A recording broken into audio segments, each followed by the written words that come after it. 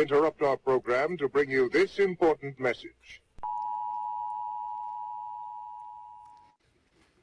So, Skeet, we're doing things a little different today. We're actually filming ourselves, and so during this podcast, this is the first episode we've recorded ourselves. We started showing our faces a little bit. I'm probably going to forget that the camera's rolling.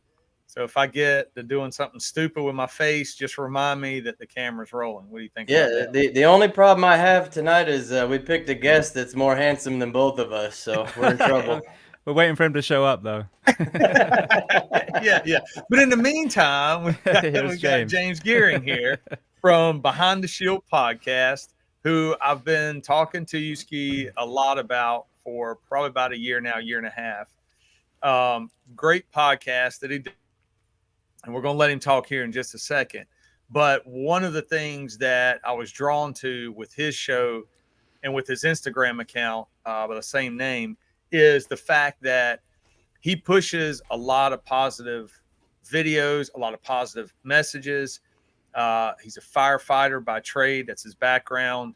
And it's all been just trying to change that culture, not in a bad way, obviously, in a positive way, and pushing a lot of mental health, physical fitness, and just one of the few accounts on Instagram that when I see a boost or something in a story, I know it's going to be positive or thought provoking, and so then I always like that.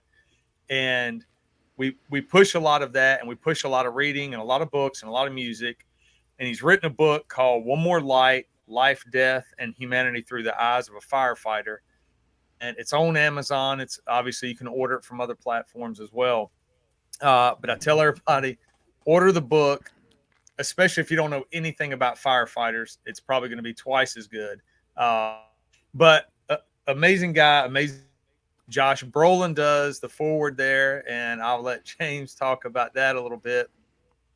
Josh Brolin's a little near and dear to our hearts too, just for his background and rock music and the skateboard movie Thrashing, and of course all of his other blockbusters. But James, I'm gonna let you talk for a few minutes because I'm yapping a little too long. But how did it start with you and Josh? It's an interesting story, actually. I select my guests very organically, and I'm sure it happens with you too. Someone shows up on your radar, whether it's on a documentary or Instagram, and you're like, wow, I need to get this person on. For example, I just wrote to someone watching the Scouts Honor documentary that just came on Netflix. Not saying that the entire Scout industry is about that. Of course it's not, but the push to make it safer, I think, is a conversation that, should be heard. So one of the detectives from that I reached out to. So I'd heard of clearly the horrific Prescott fire. We lost 19 firefighters, and I'd wanted to get someone on the show. Unbeknownst to me, when I reached out to Brendan McDonough, who's a survivor, he was the 20th firefighter from that crew, was sent to a different ridgeline to be lookout. So you assign someone just to be there to make sure that nothing's going to kind of burn over too quickly to the crew that's working. And, things changed. His crew all got killed, and he was a lone survivor. And so I reached out to him, and he was actually about to do the press junket for the movie Only the Brave, not Only the Strong, Only the Brave. And so it was weird because it was the first time as a firefighter / podcast that I had to join the press junket to get a guest. So it was very, you're going through the production company and all that stuff. And so we had it. It was a shorter conversation than normal because they've got so many to do. So I had Brendan on, and that kind of sent me down this road of learning a lot more about the story and the film. And Josh portrayed the supervisor of that crew. Now, Amanda, the real man's widow, was someone I had on next, and he had worked with Amanda a lot to get the character right for her husband, Eric Marsh. So that was really how we kind of connected. I told her that I would definitely love to get him on. He watched me from afar for a long time to see, if I was who I said I was. And as you said, with the account, hopefully, after a while, you realize there's some consistency there. And so we did an interview, and we became friends, which is amazing. But the really powerful thing, I think, from that story is I had a friend of mine who worked for Orange County Fire. He was a special operations firefighter, JP, and he got this horrendous autoimmune disease that literally, slowly killed him. And right before he passed away, like the hospice point by this point, his wife wrote to me or contacted me, Rachel, and said, "Is there any way we can get a screening for JP? He's too sick to go to a movie theater." And so I circled back to this production company that I had to do the press junket through. I think it was Sony. And they actually flew a copy, and this was about to be in the movies. So this was a hard drive of the film from LA to, I think it was Fort Lauderdale, paid someone to drive it all the way up to Orlando. And JP got to watch this film, and he passed away. I think it was like 6 weeks later. So that story, there's so much power. And you asked me to tell a story at the beginning. Well, here's your story now. That story meant so much in the end, and Josh is a part of that, and Amanda and Brendan. But that became so personal to my fire family. And JP had actually been a California wildland firefighter, and he'd gone through the kind of juvenile delinquent program, got him into the fire service, and sent him into the career. So yeah, that's kind of the long thing. And then as we created our friendship, Josh is just about to release a book. If you ever see any of his writing, it is incredible. I mean, the wordsmith of that man is, unlike anything I've ever seen. And so when it came to me writing a book, there was a real kind of artist connection. And then I said, "Would you write the foreword?" And he said yes. And when Josh Brolin says yes to your foreword, you go, "All right, beautiful." And then, then I was like, "Oh shit," because I did the audio book.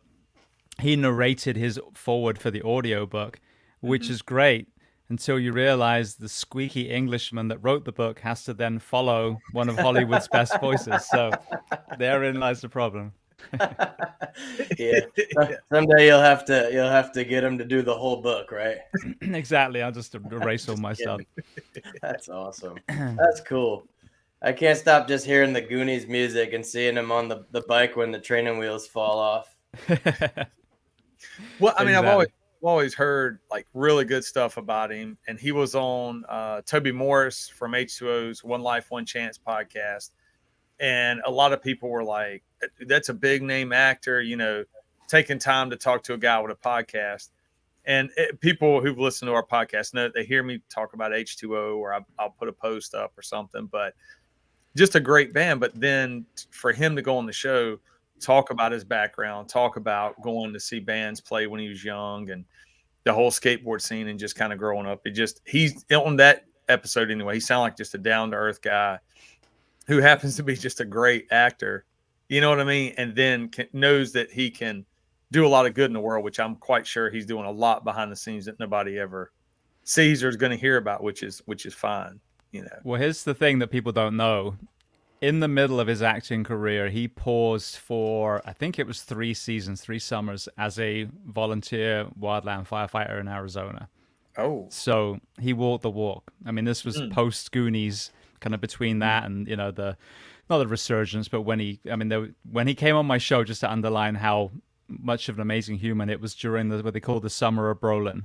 So he had the Thanos movie, he was Cable in Deadpool, he had the Tale of the White-tailed Deer, and then I think it was Sicario, the first one. So all of those came out in the same year that he came on my podcast. So I think he just, and you look at the people that he's got in his life, some of them obviously are fellow, Hollywood royalty, if you want to use that term, but others are people that he's just met along the way, just down to earth, normal people. And that's the thing about Josh is, I'm not starstruck by anyone, because when you work in police and fire, you're surrounded by people that are pretty admirable, you know what I mean? So, 100%. But I am drawn to great humans. Some of them happen to be comedians or actors or ballet dancers or models, but the commonality is they're all good people, and he's definitely one of them. Yeah, that's a great way to put it. I'll probably say one of my favorite roles when he was in No Country for Old Men. And absolutely. Huge Cormac McCarthy fan as well. Loved the book. The movie was perfect. But I don't want to sit here and talk too much about Josh Brolin. I do want to talk about you and what you've got going on. I mentioned the book. One of the things that I was telling Ski that kind of I'll say it was pretty impressive. I'm not a numbers guy, but you've got over like 5 million downloads on your podcast.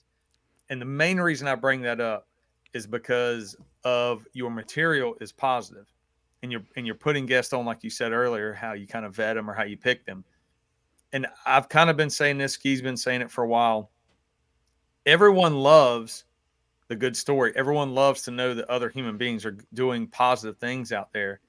And if we all didn't, you wouldn't have over 5 million downloads. You wouldn't have people, tuning into your show, nor would you have so many people interacting with you on Instagram.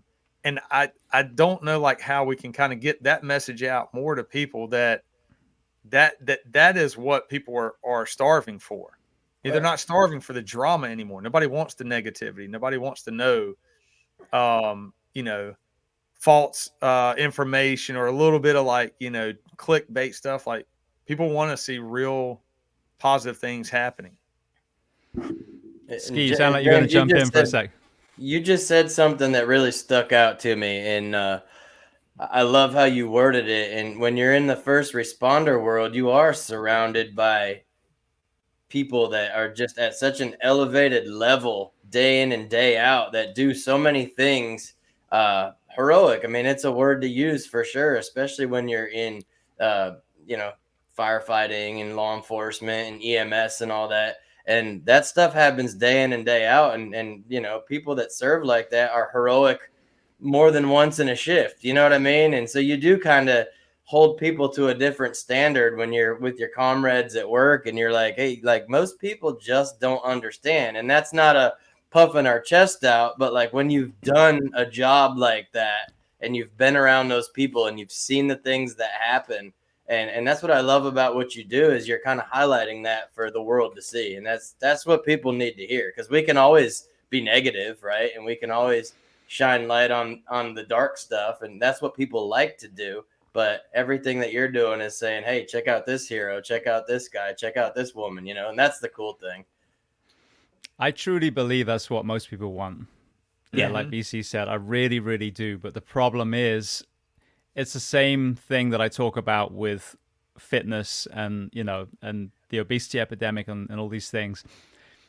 There's a lot of kind of shaming to people that are, fat, for example. But there's very little discussion on, well, what is the environment? Is this an environment that sets someone up to make healthy choices? Okay, I get it, Mr. Six-Pack. Wake up at 5 a.m., stare at the sun, get in an ice bath, and eat salad, and we'll all look like you. But when you go out of your front door and there's nothing but bodegas and liquor stores or nothing but, fields and nothing even, it's an environment that sets you up for success. And I think it's the same with the positivity at the moment, is that we're surrounded by so much negativity that you have to really be a stoic lighthouse of upliftingness. I know it's not a real word, but it's made it up. Because you are weathering the storm. You turn on the TV, Fox and CNN, the same shit, screen divided into four assholes arguing with each other, and this is the news. No, it's not news. It's a drug sales, operation. We'll clickbait you in, and then we'll sell you drugs in between. Clickbait you in, there's some more drugs. Nailed it. And then you have, even on the politics side, it's not like, hi, I'm a Republican, this is what I stand for, we're going to do this for the fentanyl crisis, we're going to do this for the obesity crisis, we're going to do this in our schools. It's just, he's an asshole, she's an asshole, negativity again. So I think this is where a lot of people fall off, is you're not going to see a massive increase into an audience, into the number of people that listen to your podcast, if you just stay on that path. So people lean in like, oh, let's talk about vaccines or whatever, and then they get off the rails and now you've missed it. So I think that it's just staying the course. I really do. And believing that there is good in everyone. And you see a lot of, I've always said this, a lot of those positive videos get watched millions and millions of times, you know, and yes, some of the negative ones do as well, but how deeply did the negative ones touch someone versus the positive ones? So I think, you're sowing seeds and they may not germinate for a year, 2 years, 5 years, but the more of us that believe that that is the right way, the more people will slowly start teetering on the side of positivity. And I think we're seeing that. I think we're seeing people sick of the negativity and the politicians. With people now talking about the COVID again, you're like, wait a second, you didn't care about health. Nothing's changed in our schools. The kids are still eating processed shit shipped in by Cisco. The PE is getting cut. There's no pedestrianizer downtowns. Local farmers are still struggling. So you never cared about health. So I think now there's been a real awakening. Dope Sick and the other one that's on Netflix has just come out. People are now really starting to open their eyes. So I think the more of us that stay the course on positivity, on moving the needle on the health and the mental health, that's the framework. That's the backbone. And if we all give up, then what? So you just touched on so many things. I could talk for 8 hours on what you just touched on. It just gets me so excited because I'm really down the researching like the permaculture farms and just having the regenerative agriculture movement and just kind of and not researching. I mean, we've been on that for a long time with the healthy eating and stuff, but taking it to the next level where there's like zero dependency on the food supply chain to where you can just walk out into your yard and you have healthy soil, you have good water because you have a well and it's tested and the whole 9 yards. But I think what I'd love to talk about is, and you touched on it, is how the fire, EMS, law enforcement lifestyle, how these how everybody that serves it, what they're up against as far as maintaining some type of healthy lifestyle, because you're getting hit from all angles, like the sleep deprivation because of the cycles, the way we eat, the bad habits that we eat, and then there's the emotional side of everything too. So just kind of what you're working on to combat that, because I'm also very interested in getting into that coaching, mentoring world of finding these younger officers and kind of before they get to that point and just start walking people through like, hey, this career throws a lot at you, but here are steps we can start to put in place to make sure that your cholesterol stays in check, that you can still put your belt on from the academy 10 years later. You know what I mean? No, I do. And I think the very first thing that you said is the absolute cornerstone, which is sleep. I've watched someone in my last department.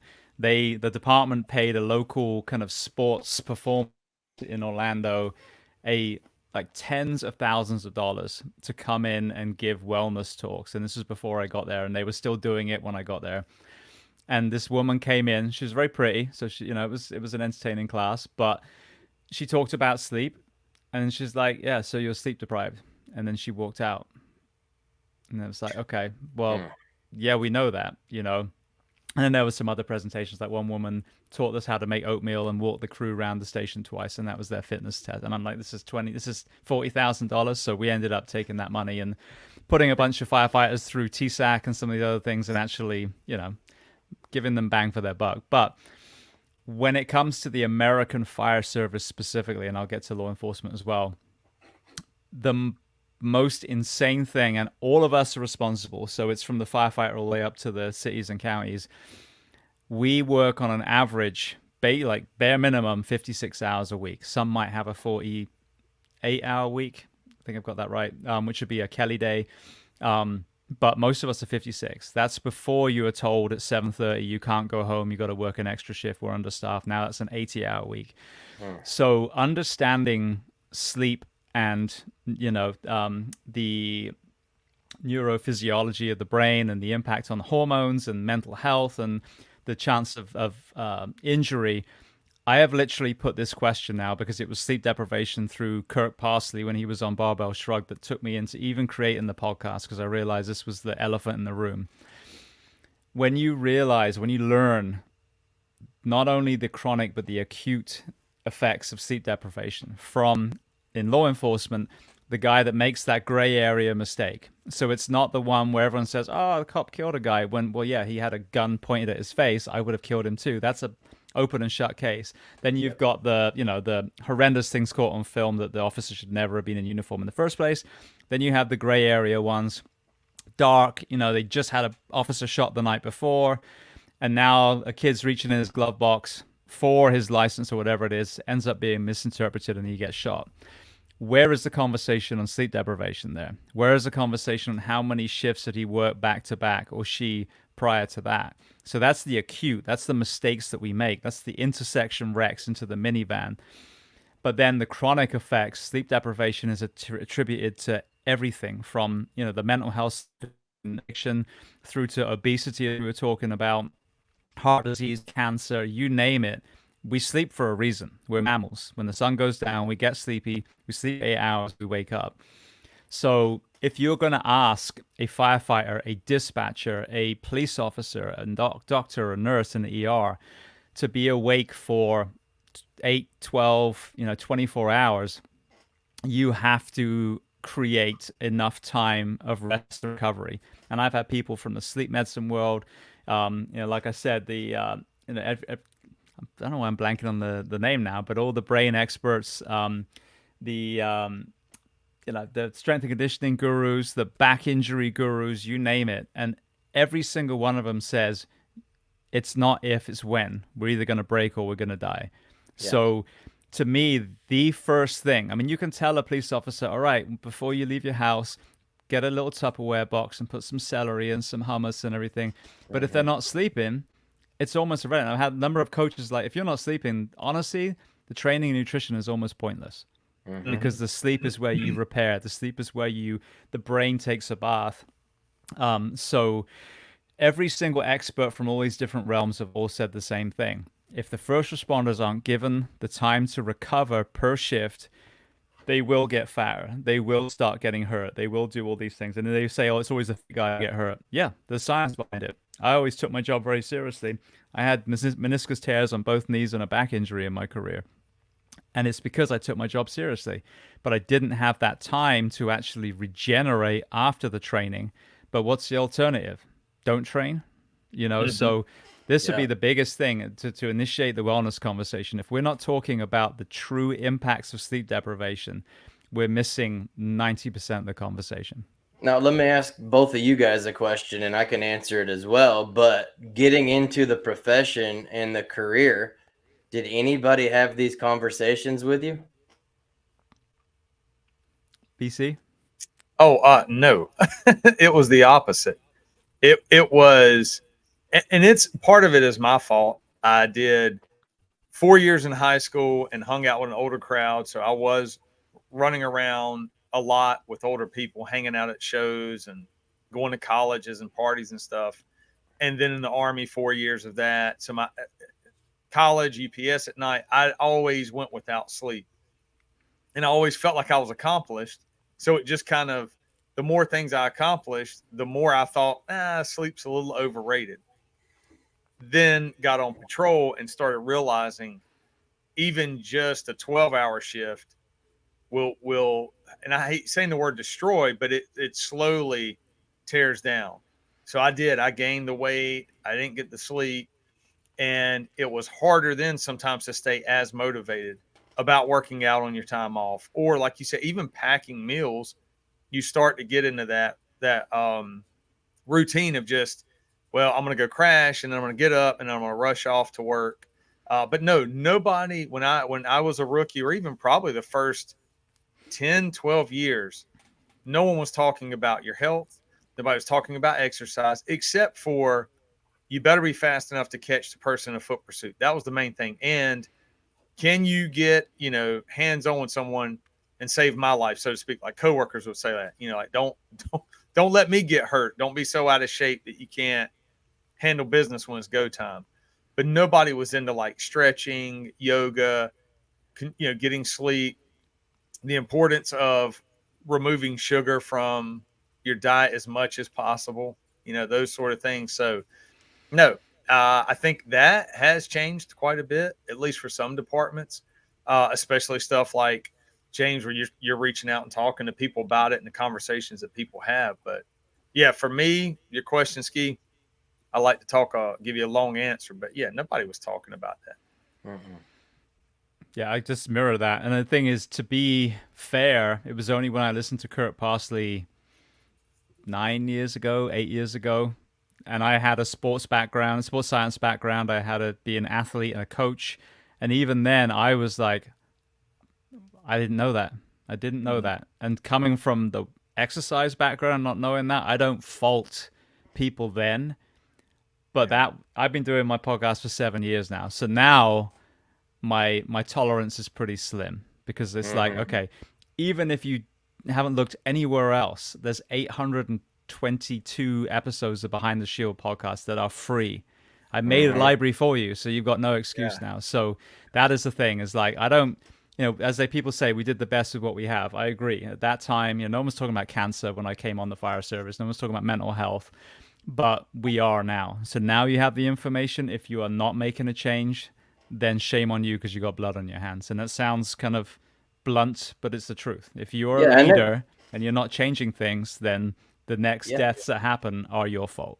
There's an individual responsibility that has to take place, but then there also has to be the departments have to also step up, right? You need the people to come forward and say, yeah, we just can't work 5 12-hour shifts in a row because we're short, because on night 4.5, when I make that mistake, it's going to change my life. It's going to change the life of other people, and it's going to change a lot of things. Right. And like you touched on that gray area mistake. And that's just one example of it.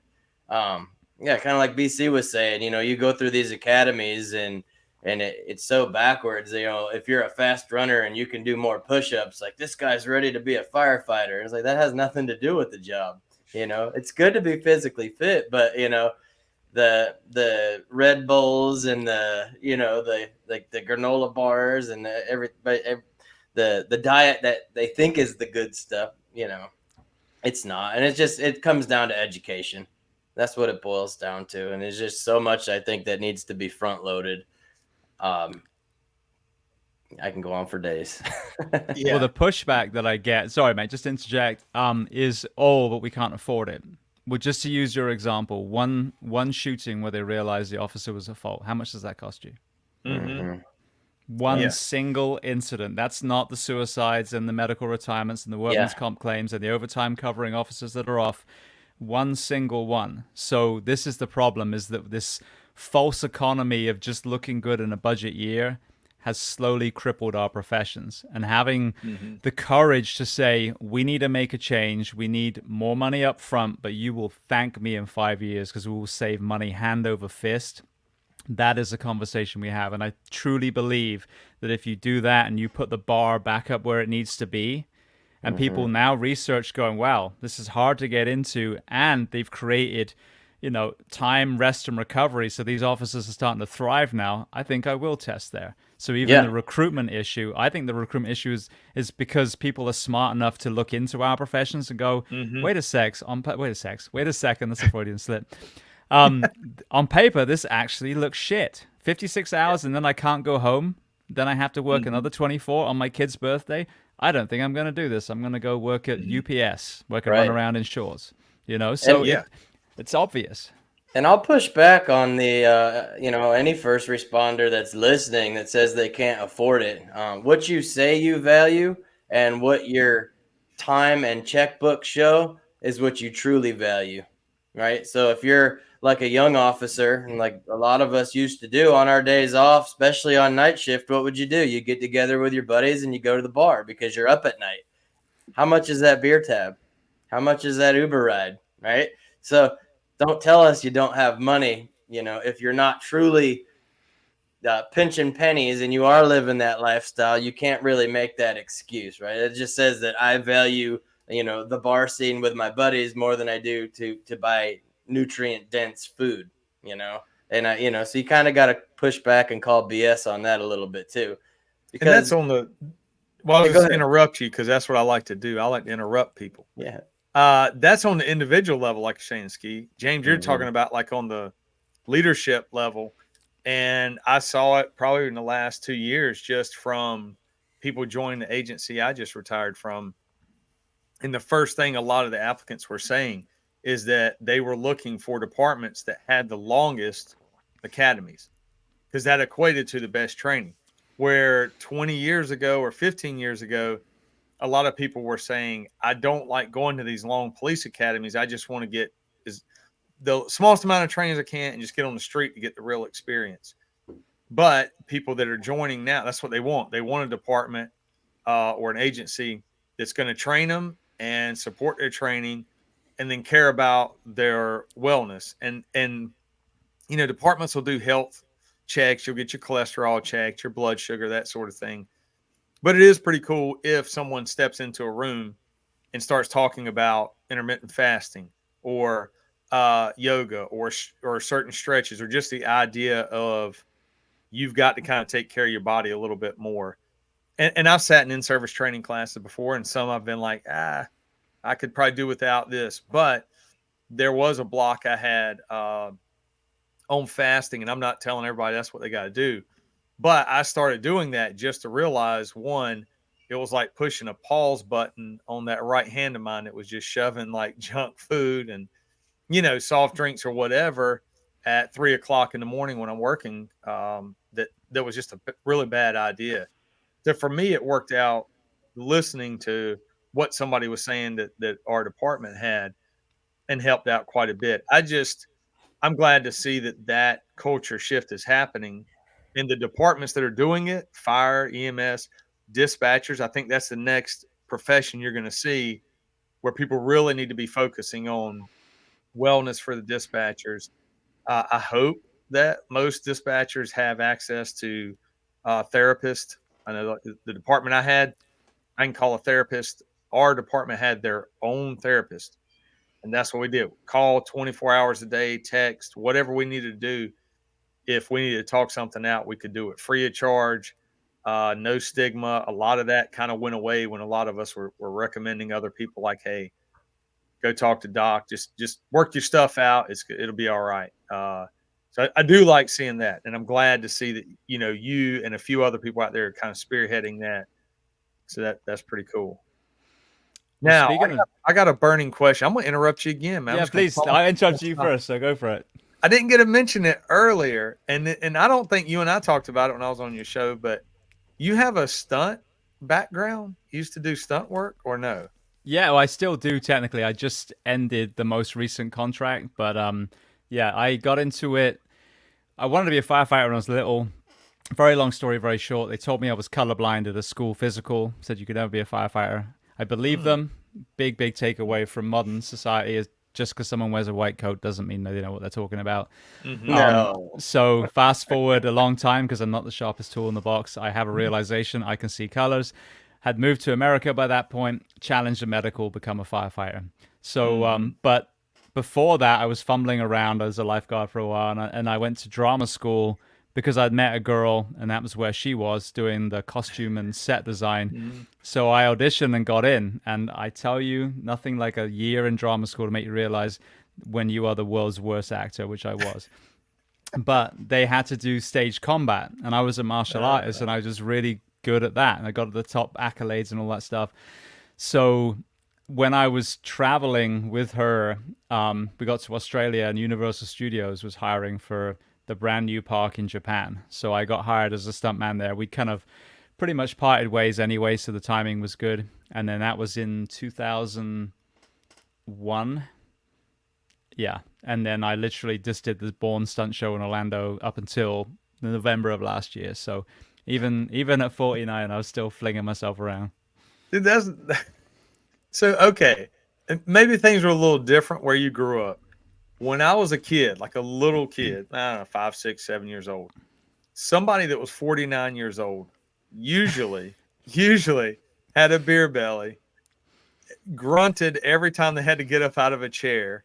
You know what I mean? Like it that in itself, when you talk about being 49, still doing stunt work, is pretty impressive. Not to mention just the stunt work in general. I am curious, are there any, or is there any footage of you doing any kind of acting? I really want to see that. There's some out there somewhere. Acting Good. That's all I need. specifically. Hey, I'll find it. We're going to find it. It's going to be up on our page by tomorrow, no doubt. There was a show on the History Channel called the True Pirates of the Caribbean, I think it was called.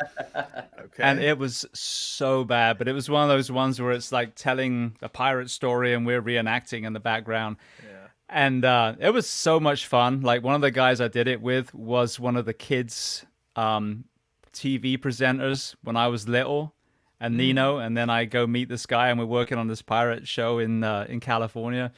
But I was supposed to be one character. I was just hired in Anaheim Fire Department, so I was on probation. So they're like, "Can you shoot in Puerto Rico?" I'm like, "No, they will kill me. I'll lose my job." So I had to just do this stuff, and it was in Dana Point, I think it was. But so they gave me this wig, and it looked like I was Brian May's ugly stepchild. It was this black curly wig, and I forget the lines. One of them was like, "That would be you then." And even these 2 lines they gave me, I cringe every time I see me acting because it's so bad. But yeah, there is footage of my one, television acting, and I'm on IMDb as this actor. But see, all but the for other the stuff, short lines, your accent makes up for it. Like, that will be you then. Like, just sounds cool. Well, it was funny. There was some Americans, and they were like, they'd be like, "Oh, listen to my accent," and they'd do it, and I was like, "Is that supposed to be Punjabi?" Because mine was bad. It's horrible, right? Now, they were so bad. But did you ever get like hired for a stunt that you really had to consider whether you were going to do it or not because it was so dangerous? so the stunts that I did, and it's kind of ironic because when you do movie stunts, of course, there are some things that are super dangerous, but usually, like, if it's a motorbike stunt, they're hiring, one of the best motorbike riders out there. If it's a diving stunt, these are people that are experts in that field. Right. But I always did the live shows. So I did the Terminator 2 show that was in the theme parks. I did the pirate stunt show that was in California and Orlando. That was by far the most dangerous just because the safety bar was so low. And, like the pyrotechnics, and like one of the guys that played the same role as me fell off the mast and ended up, he almost died. He broke his back and everything because we had this high fall, and he fell, missed the high fall pad and hit the concrete on, right next to it. So, and you were doing, like sword fights up on the mast, 20 plus feet.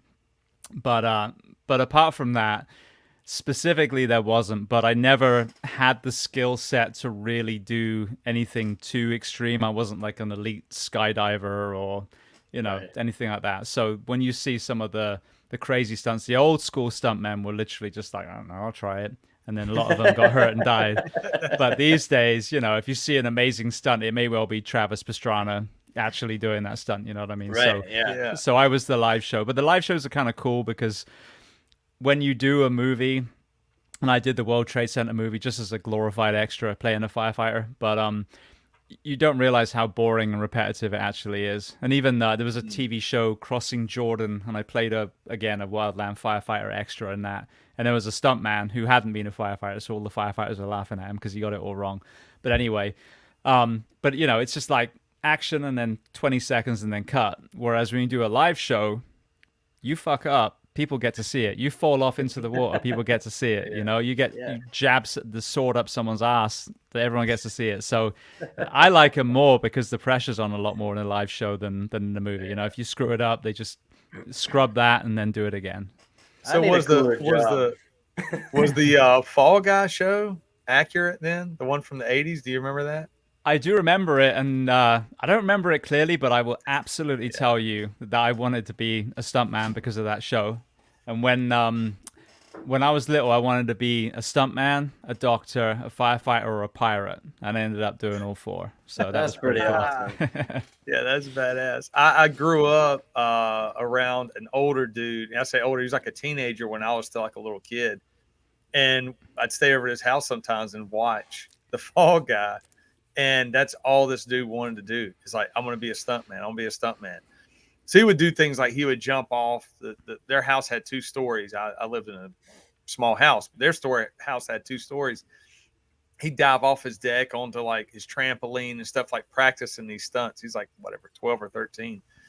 So, 10, 15, 20 years down the road, I run into my cousin one day and I throw this kid's name out there. He's like, "Dude, last time I saw that guy, he was riding on the hood of a car down like I-40. And I'm like, okay, I guess if you can't be a stuntman, why not get into some trouble and just ride the hood of a car? But when I was a kid, like we thought that was like legit. Like, okay, hey, I want to be a stuntman. You know what I mean? Like, I never knew how you get into that kind of work. Like, how do you, other than this kid who's like jumping a creek with his go-kart, it's like, how do you even get into stunt work?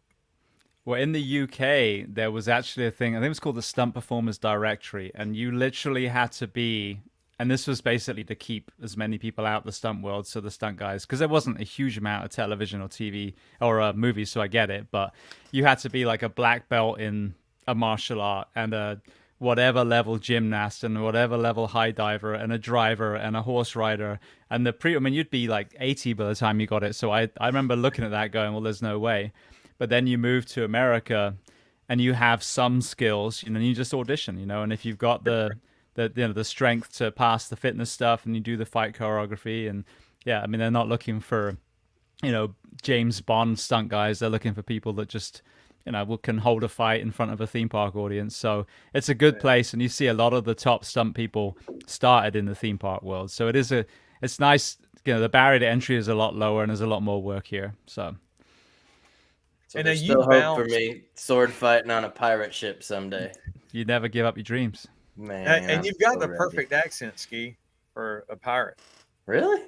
No, I'm kidding. Okay. I don't either. Trust me, I don't either.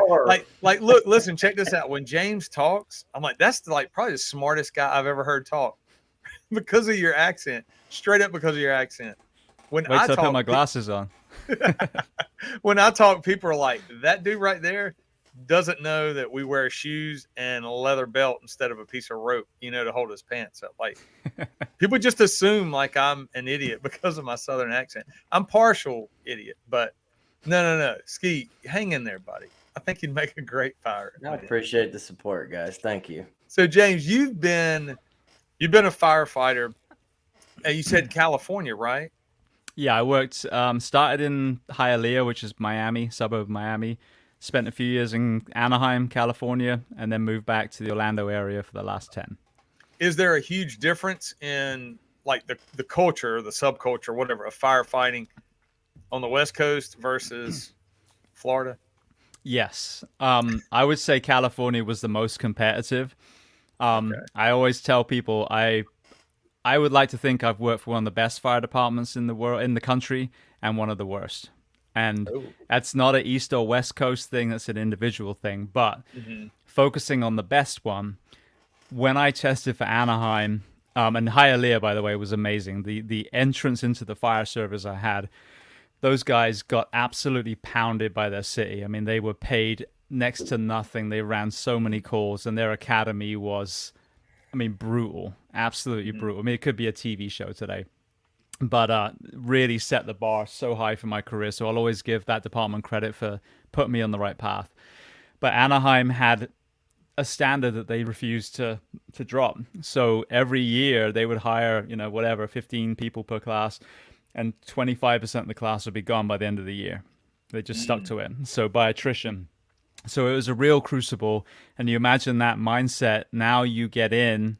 Now, hopefully, you become a good firefighter. You become a good engineer. You become captain, chief, whatever. I stayed at firefighter because I love that position.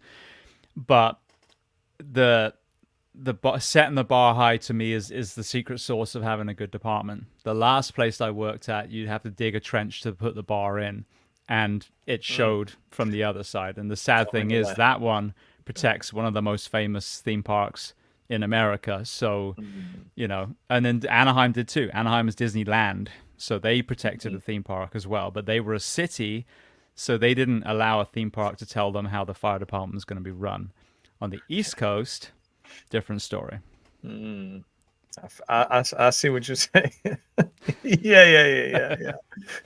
I always wonder because, Ski and I will end up, when we're doing different assignments, you cross paths with other agencies or whatever. And especially now we get to talk to people all over the US and all over the world too. But it's always interesting when you start comparing notes and saying like, oh, my department does this, or even better, you get into like, oh, the gangs here do this, or drug dealers do this, or like what like some agencies will focus really, really hard on, like, you got to be the biggest, baddest dude on the block. You know what I mean? And so all everybody ever talks about is who can shoot the 100, in qualification.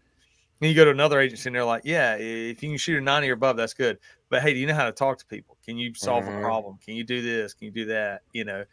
and a department that, like, I guess, like you kind of saying, stands alone and kind of has a backbone that says, we're not going to drop the standards because we've given you this great service for decades.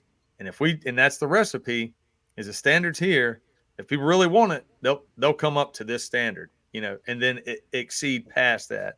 I think But if you that's start dropping these standards, you're going to get these scrubs in here, and then you can't dig yourself out of that hole, and people are going That's to a get killed. that's a common misconception amongst so many people, even some people that are in the profession. I was just fortunate enough to work for two awesome police departments, so I don't really know any different. But at a young age, I just assumed that every department operated the way that these departments did, and then you kind of go in the career and you're there longer, and like BC said, you start talking to these other guys and like, wait a second, your department does what? And that's kind of what you're talking about, James. But the general public, they just see the uniform, the car, and the badge, or the truck and the gear, and they're like, well, the expectation from the public never changes, and that's the crazy part. Is like, we kind of look at some of these other departments and cringe, going, you couldn't pay me $500,000 a year to serve there. I just think it's funny how just again, that information's just not readily available to most people. Well, I think another conversation that the public don't get is, we're going to cut firefighters or police officers. That now the fire station that was by your house is now closed, and we turn it into a restaurant. So now it's 10 miles away instead of 5 miles away or 2 miles away. 100%. But I don't remember anyone giving out tax rebates. Like, hey, you're getting shittier service now, but here's some of your tax money back. Right. Where's that conversation? Yeah, exactly. You are exactly right. We have had this conversation with other people about cities that have deficits in their public service, fire, EMS, police. Well, there's money allotted to pay those salaries, yet you've had a deficit in staffing for 10 years, some of them 15. Just curious where that money goes, because taxes do keep going up, and it's like, hold on, I'm not the smartest guy, right? But I can do simple math. I do my budget. I know what my finances are. And if somehow I'm making a pay raise, yet I'm still asking for more money, that doesn't make sense. You know what I mean? Like that.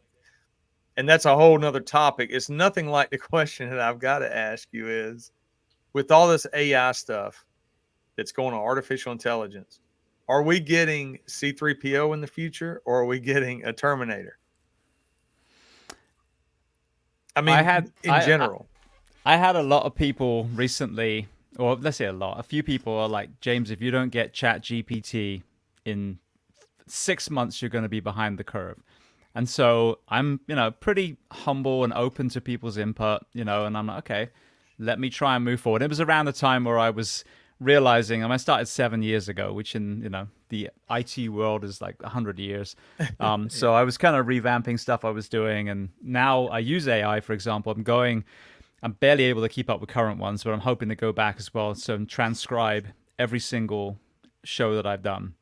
So if someone's hearing impaired, they can actually access it. Now, caution, it's not perfect, so some of it may come across as God knows what. I don't proofread them, but hopefully the gist will be there. So that's a good application of AI. But one of the guests I told him I'm writing a book at the moment. He's like, well, you can just put into AI and then you can shift it. And I'm like, that is the absolute antithesis of creativity. Is asking an AI program to write a book for me, and then I go and kind of proofread it. And so I'm not worried about AI at all, because I think just like the internet has been a tool that can either create or destroy, it's up to the people and how we use it. So having worked in the Terminator 2 show, which is kind of funny because I played T-1000, so literally the AI dude. That's why I asked. I don't see we're anywhere close to that, because it's clunky at best. And to me, it was like when the internet first came out. Yeah, it was cool, but even back then, I remember going, okay, it's not there yet. Now we could say, okay, we're literally having an interview over hundreds of miles, if not thousands, recording it on, if I had my thing on, it would be transcribing it as well. That's amazing. The internet is definitely where it's super, user-friendly now. But the AI, I hope, becomes a great thing. Like, for example, the video generation, what I'm looking forward to, it would be amazing. I usually make a 2-minute like soundbite of the show to promote. Imagine if what, for example, one of you guys is saying on my show, and I take that piece and like, oh, that sounds brilliant, and they generate a video on what you're saying, like an animation. That would be cool as hell. So I'm all about that. But as far as the worrying about AI, we have people, you know, that don't care there's a fentanyl crisis, don't care that we're still losing hundreds of thousands to cigarettes, alcohol. When has the driving test ever been reviewed? We get 40,000 deaths on the road every year. So, and we're worried about AI. Let's worry about fucking humans first, then we'll worry about AI. That's what I'm talking about. And the people that leverage AI to write the books and write the songs and this and that, you're gonna know, because they all sound the same. Nobody speaks that eloquent, like, I mean, except for James. That's right. But if I used it and I was like, "Hey, listen to this little poem I wrote," people, no, you didn't write that, you know. So, I have to echo that the exact just corruption of leaders and people who somehow sleep at night when they're supposed to be making decisions and taking care of human beings. And like you said, the fentanyl's enough just to show people and expose to people you're being pushed into taking things. You know what I mean? Like, here's a painkiller, take a painkiller. And I know there are people that have to take things because the pain is so severe. I'm not saying don't take them at all.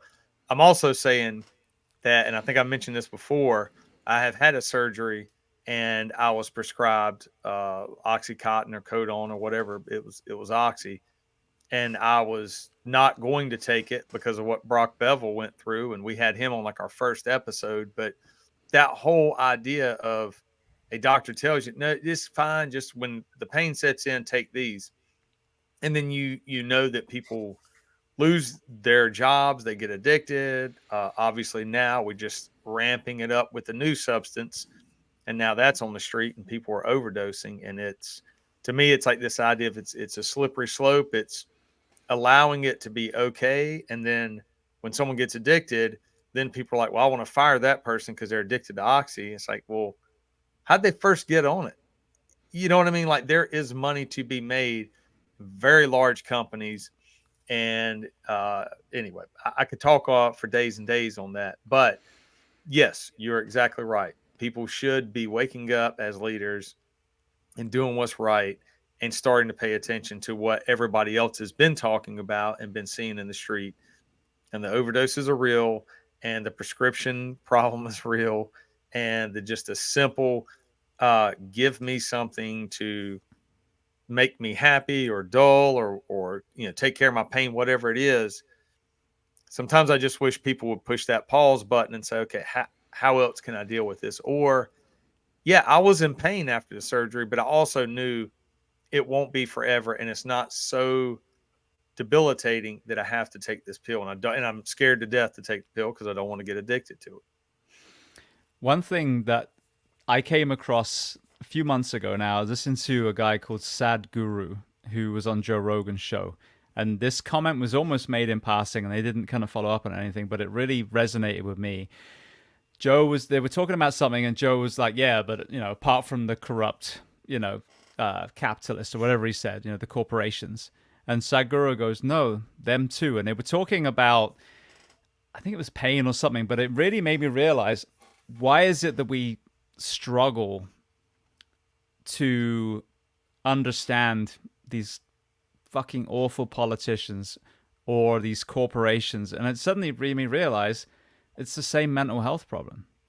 Only a sociopath, only someone who has a mental illness could be in charge of a tobacco company or, Purdue, the Sackler family. That's the only way. You can't be a normal, empathetic, community-focused human being and be in charge of a corporation that kills tens or hundreds of thousands of people every year.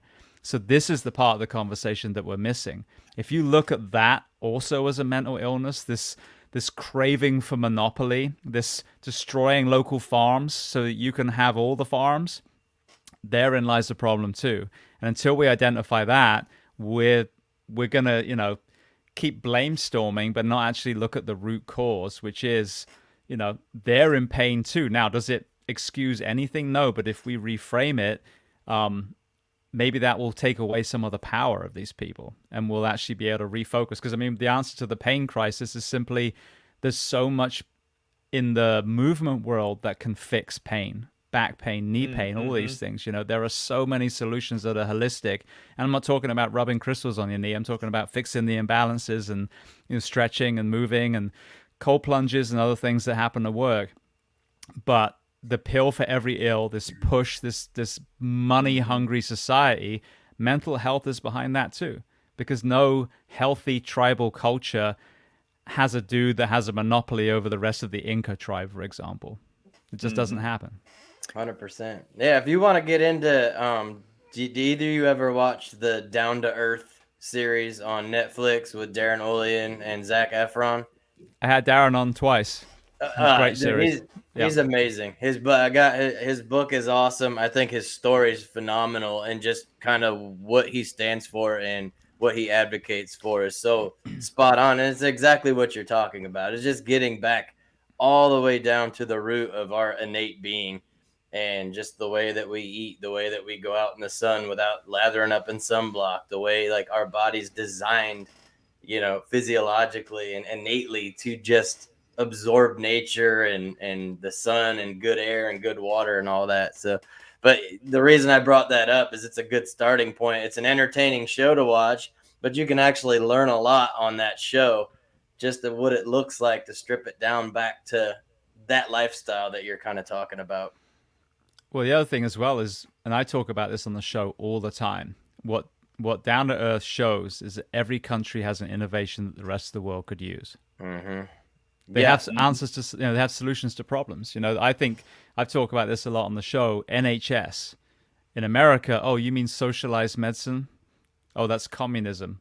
Nope. I'm talking about a system where everyone chips in and you take care of the people that need it at that moment. Mm-hmm. That's it. Kind of similar to, I don't know, Christian values, Buddhist values, Muslim values, etc., where you simply take care of each other, that community mentality.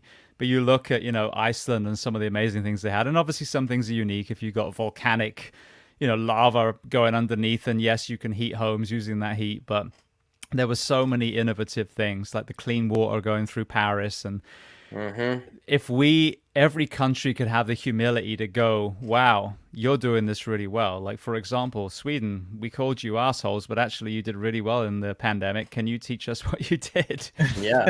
That kind of thing. But yeah, it's humility, and the rising tide lifts all ships. Finland's education system, Norway's correction system, Portugal's drug policy, the UK's NHS. I mean, all these things. America has some great things that we, should share around the world. If we had the humility to learn from each other, imagine the change that we'd make. 100%. Yeah. Absolutely. So I definitely want to dive into the book. Now, did you always know that you wanted to write a book, or is it something that just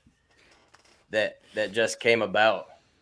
No, it did come about. I mean, ironically, and it's funny because I'm writing a fiction now, the last time I remember anyone telling me that something I wrote was good, I think it was in senior school, which England's from 11 to 16, but it would have been very early on. But we read Of Mice and Men, and they said, imagine there was another chapter after the ending. I want you to write that chapter. And I remember writing it, and I thought it was good. And then I think the teachers, I got a good grade for it. But that was actually the very last time I had any confidence in writing. And then right around the time I started the podcast, I went on a call, and it wasn't even a bad call. It was just one of the crappy ones at 2 a.m. We got back, the rest of the crew went to bed. I went to lay down, and I just couldn't sleep. And it was around the time where the suicides were really starting to be more visible to us. There was a chief in Florida, Chief Dangerfield, who took his own life, and he left a Facebook post before he did, which went viral in our profession. And so I got back up again, went into the office and sat down, and I just created a website for the podcast, and I decided just to write a blog, my very first blog. And I used a quote from a documentary called Burn, which is about the Detroit Fire Service. And there's an engineer there, Dave Parnell, who says, "I wish my mind could forget what my eyes have seen." And that phrase just kept banging around my head. So I just wrote this blog piece, put it, I think I posted it right there and then, 3 a.m, went to bed. And then when I woke up, it had already taken off. And I'm like, oh, shit. Okay. So over the series, I mean, literally of 2 or 3 years, I think I wrote a total of 8. So it was never like, oh, I got to make content, chat GPT, write some shit for me.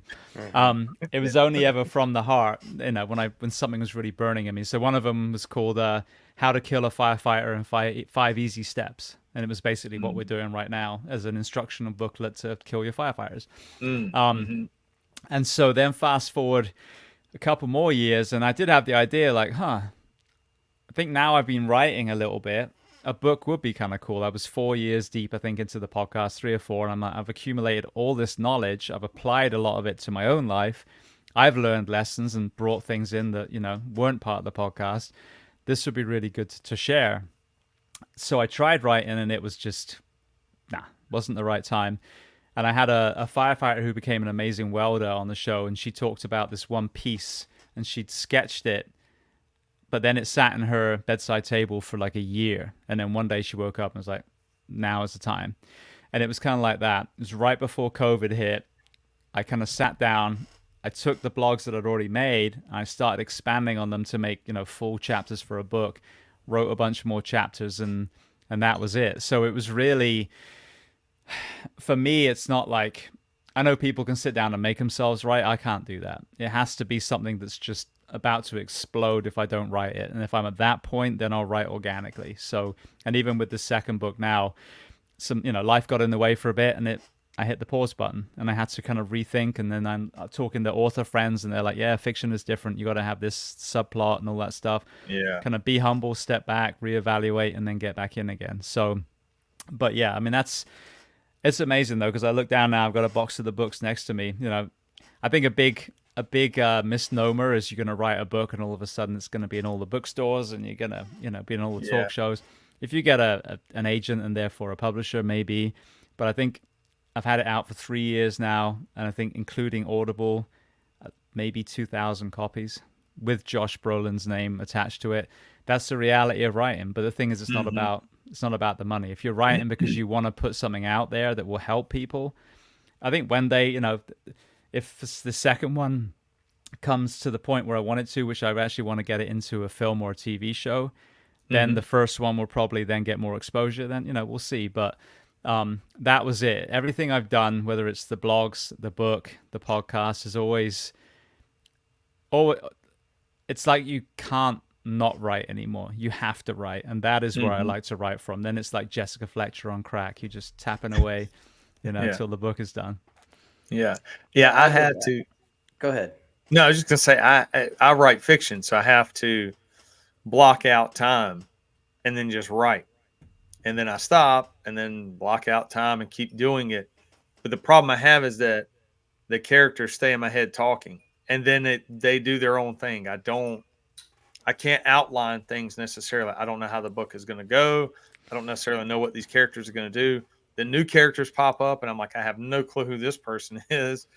Next thing you know, 4 hours, 5 hours later, you're writing, and you realize, I didn't even know that person was going to get killed, or something bad was going to happen, or whatever. So it is weird. Like I've written like lesson plans for classes, or I've written things with the idea that down the road I want people to read it to learn more about how to do proactive police work or how to do gang work and stuff. But I didn't know you were working on fiction, so that's good, dude.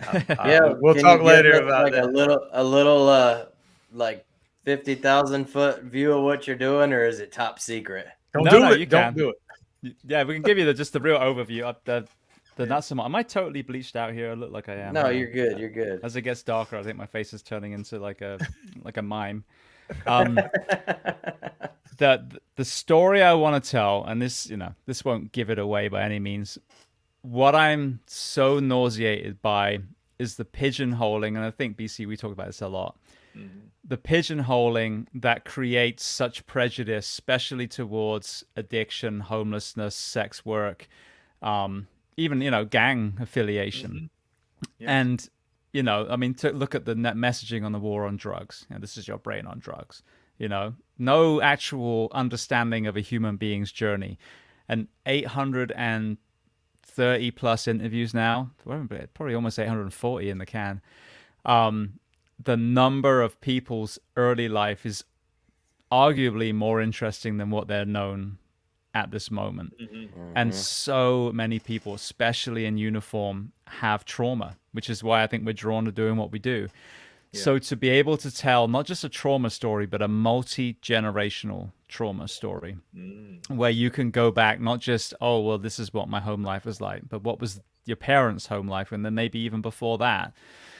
I have a concept that I'm extremely excited about. I just need to become the writer that can articulate it in a way that is gripping to the reader. And, reading is awesome, but I think if you want to really get to the most amount of people, it has to be on a screen. That's how you get most people's attention. Yeah. If you can articulate that to the point where when they walk away, they turn off the TV, they walk out the cinema, whatever it ends up looking like, they actually sit down and have a conversation and they question their own prejudices. That is what I want to write. That's amazing. I'm so excited to see where this goes. That's awesome. So, I mean, I think the three of us all still have a service heart, and especially for the profession after being in it. What can three guys like us, with our experience and what we've been through, what can we do to give back to the community now in maybe the preventative maintenance side that we were talking about? But like, what do you think we can do to actually support and serve these first responders and walk side by side with them through their careers to make sure that maybe our divorce rates aren't so high, maybe our addictions aren't so high, maybe our suicides aren't so high? What is the answer to that? Before we need to see the psychologist, right? So a few ideas for us specifically, everyone watching this now, watching for the first time. By the way, congratulations on your retirement and your new face. I think the biggest conversation needs to be, and this is kind of answering the problem that the book is talking about, is if you want to change the world, begin at home and start at home. When you are comfortable with what that looks like, walk outside your front door and become a mentor. Now, that might be a mentor program for young men and women that want to enter law enforcement or fire. It may be mentoring people already in the fire service. It may be coaching. It may be, who knows, anything. But I think that's a big part, because what I see a lot is people will do a presentation at a police department, and maybe some of them have got a powerful story, but then they leave. You know what I mean? And so it's like the sleep lady. You come in, you say you need sleep, and then you leave. You come in, mental health is real, and then you leave. So the one thing, and BCU, it sounds like you got a very progressive department. The one thing that I would say is an easy, low-hanging fruit fix for a lot of agencies. And for law enforcement, I think you and I even talked about this. The polygraph is, mandated at a federal level or whatever it is. When you look at the actual efficacy of a polygraph at a recruitment level, it is smoke and mirrors bullshit.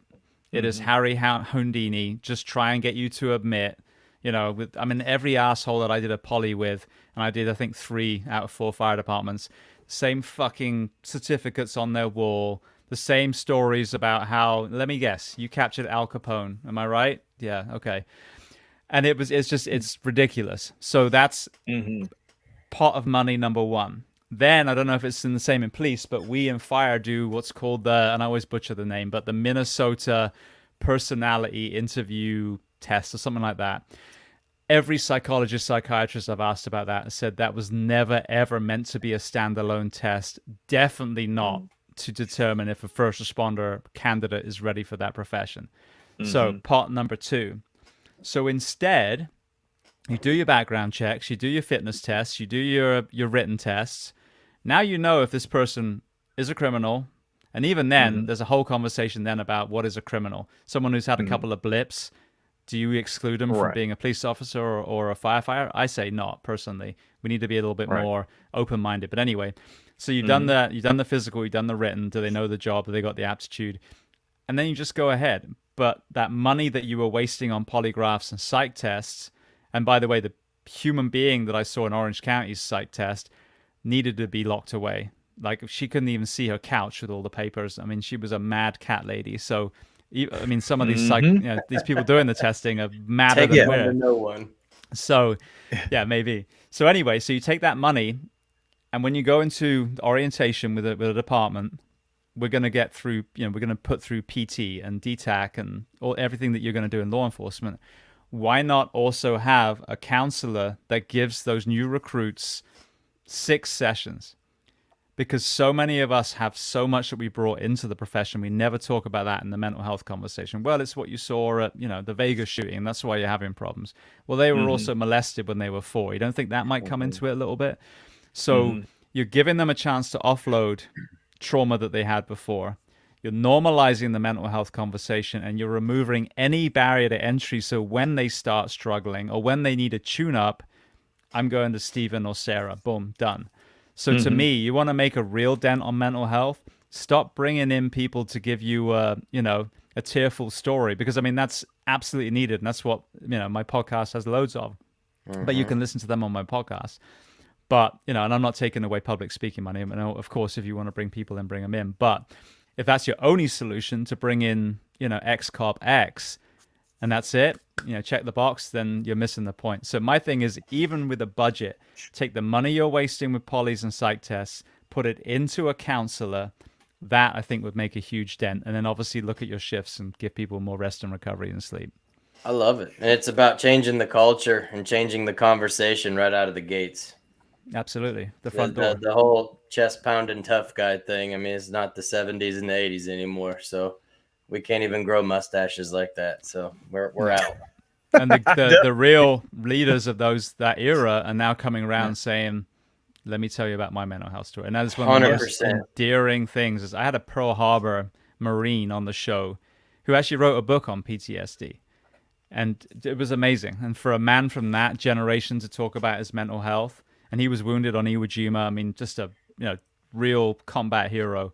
That is what we need from that generation, to save the others and disprove this kind of, I don't know if you have this in police, but in fire, these young guys will come on and they'll start growing a mustache and they'll want to hang on to all the gear that sucks in carcinogens, and they'll talk about not wanting to do EMS, just fire. I'm like, dude, you're literally pretending to be a 1960s firefighter. That doesn't exist anymore, so that kind of two-dimensional hero worship is how we end up with more dead firefighters or cops. Yeah. And they store all that equipment in their brand new Tundra. Yes, exactly. Exactly. And take it home to their kids so the kids can play with the carcinogens too. Cold-blooded, Ski. Cold-blooded. Hey, what's that music question you always like to ask? Stupid. Who is that? James doesn't even know who that is, man. James, who is that guy? I don't know. He looks like he's ready to go into battle. One of the best soundtrack writers of our youth right there. That's Mr. Kenny Loggins when he was young and handsome. One of my guests I just had on is like good friends with Kenny Loggins. His name has never come up on the show. Now I hear his name all the time. I think he's stalking me, Kenny Loggins. Yeah. I think you need to get Kenny Loggins on the show, James. I think I might have to now. It's a sign. Please let us know if that happens. Get Kenny Loggins. Done. And bring Messina with him. That's what I was about to say. Yeah. was the guest. He's so overlooked, man. What do you think, BC? So, James, we always end the show by talking about music, and we want to honor your time. So if you got to go, we can end it. No, we're good. We're good. Awesome. Yeah. So we always get the music conversation in there, and BC always puts me on the spot, and I can't think. So you got to give me a minute here, BC. So maybe you got to punt to James.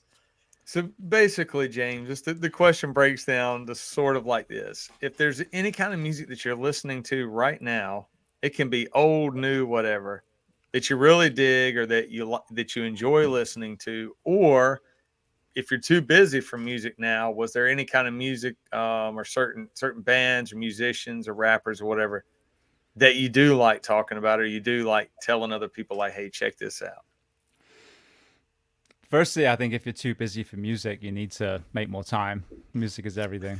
But so is silence, though. It's good to sometimes not have it. But I'm kind of eclectic on my music taste. It all depends on my mood and what I'm doing. Like, I don't play Rage Against the Machine when I'm driving, so I don't get into a fist fight.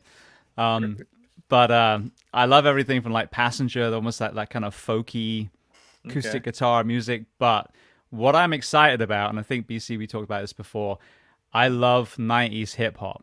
And this, I've got something in my mouth, hip hop that's happened recently, or rap that's happened recently, the Dirty South, whatever they call it, sounds like you just came out of a stroke.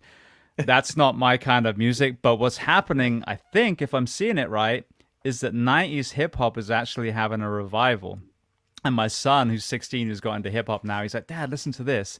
And it was like listening to, it wasn't Nas, but that kind of era again. I'm like, I freaking like this. Yeah. So that's what I love when I'm working out. I actually love techno. I did not like techno until I was an athlete in college. So all my friends were doing X and going to raves. And I'm like, what's wrong with them? Why are they so tired in the morning? And then went to Japan. I wouldn't do this because I'm a choir boy, but a friend of mine that looks just like me did X for a few times. And then after that, I got into dance music. I'll be honest. It was amazing. Did you have it going all the time? Say again? Did you have like the Kim lights, like those little glow sticks or whatever? Like, so here's what was funny. It was it was in Osaka, and we were working doing stunts. So there'll be a few of us, and we were gaijin, basically non-Japanese. And that particular substance they call the love drug. Like, alcohol makes you crash a car and kill minivans full of kids and stab people in the face. But actually that drug, which is demonized, makes you dance and hug people a lot. So we would get up on the speakers and start dancing, and all these Japanese that don't normally see Westerners are looking at you, and they're high.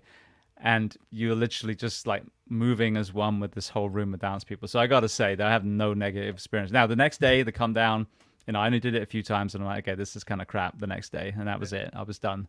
But that definitely was a unique experience and some of the most fun nights I've ever had, I gotta say. So, but yeah. So back to the hip hop though. I think from what I see now, if that 90s sound is coming back, because people are so sick now of like just a bunch of vowels, not even words anymore, and wops and whatever that is. All that kind of stuff. I think like you said, there's a yearning for positivity. I think there's a yearning for better music in hip hop, and I'm really hoping that that's coming round and they're revisiting that sound. The fashion has kind of come full circle from the 80s to the 90s, and now I think hip hop is as well. So I love 90s hip hop, and I'm excited because obviously we play those songs to death for these young artists to start putting out 90s sounding hip hop again. That has got me very excited. So we'll see. Yeah, man, this is ironic. So BC and I went to a concert just a couple nights ago. We saw a good hardcore show. It was the Cro-Mags, and I had to drive a 2-hour drive home after the show. And you had mentioned two different things. So when I first left, I actually listened to Rage Against the Machine. I listened to the song "Wake Up" on the 1992 release album. I listened to it 3 times in a row, because I love the end of the song so much when he just starts screaming, "Wake up." And it was just one of those jams. And I'm like, I got to keep listening to this. And then as soon as that was over, I put on Biggie Smalls' radio for the rest of the ride home. So I got the Rage in there, and then I got that good hip hop, man. And it brought on so many good songs.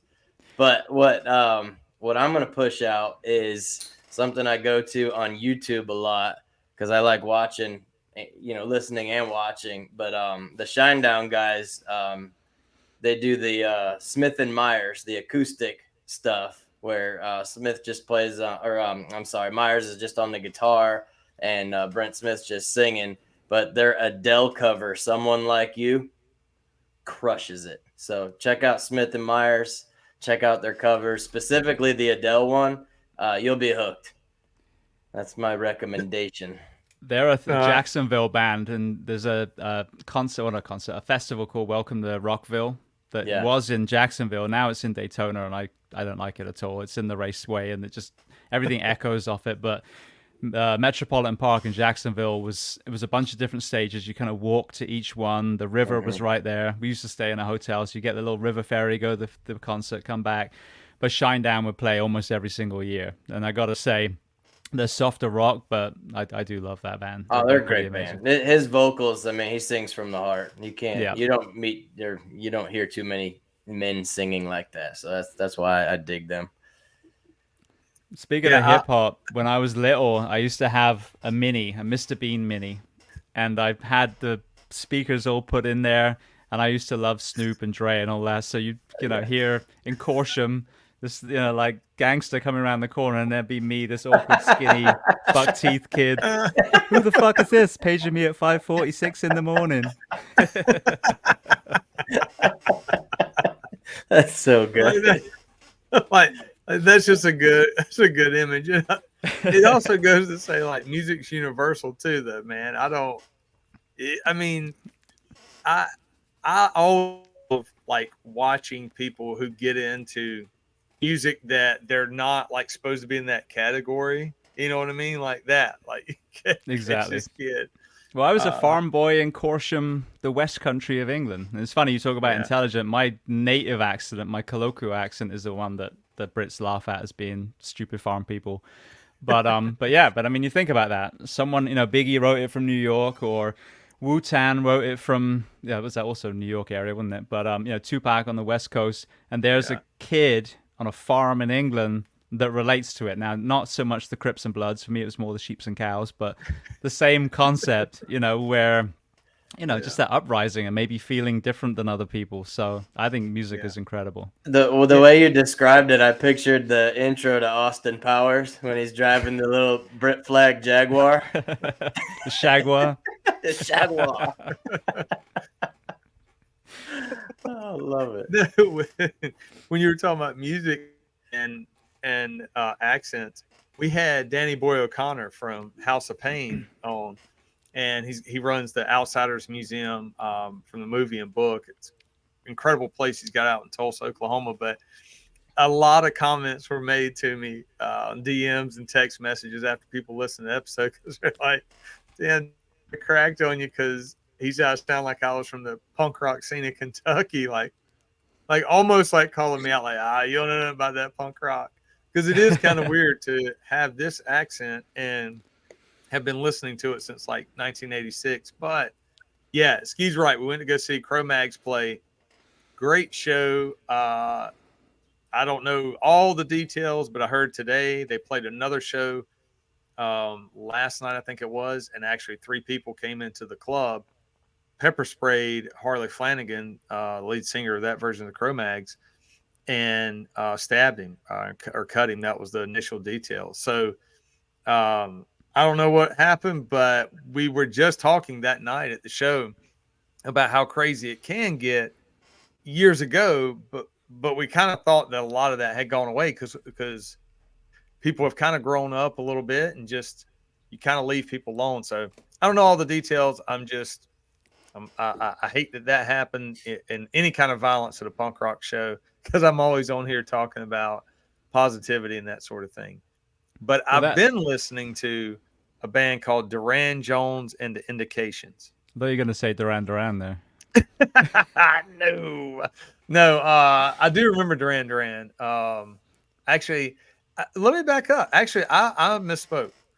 I didn't like Duran when I was a little kid, but I do have to admit they came out with some album like in the mid 90s. I felt like that was actually really, really good. The few songs I heard, but secretly I wouldn't tell anybody. But I can't remember the name of the song, but I remember them kind of having this like something yesterday, and it was almost like a mandolin playing. Yeah. It was like that was a good song. It was pretty solid, man. I was listening to like Strife and a lot of like hardcore, music, but secretly I was like, man, that's actually a pretty good song. But yeah, I just get into Duran when I was a little kid. But Duran Jones and the Indications.